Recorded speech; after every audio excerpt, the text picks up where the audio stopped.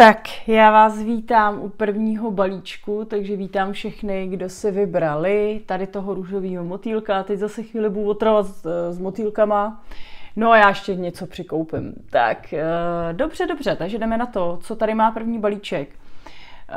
Téma je, já jsem si to tady napsala, protože vždycky zapomenu, co se teď přepisuje ve vašem životě, co se děje pod povrchem, co se děje pod povrchem u tebe a v tvém životě.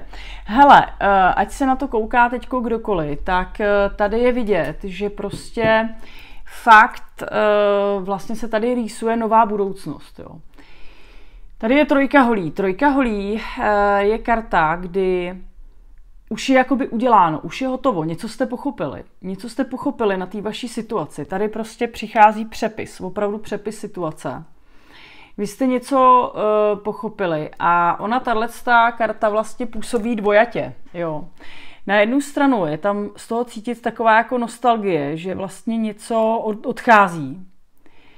Ale na druhou stranu je to očekávání, že teda už aby tady bylo něco novýho.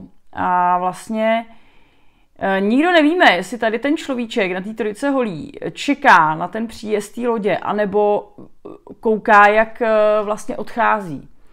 Jo, takže trojka holí je vlastně nový pohled do budoucnosti, který se tady už jako kdyby rýsuje, ale vy to ještě nemusíte úplně vnímat jako konkrétně, co se tady má dít.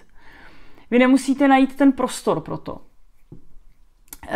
Je vám ale jasný, že tady se opouští něco, co vlastně už není pro vás přílišnou výzvou.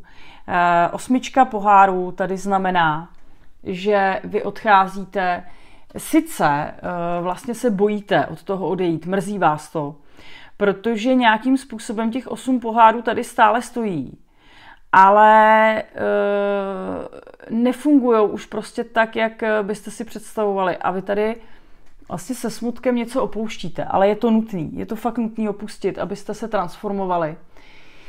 A v takových chvílích je dobrý nějak se tomu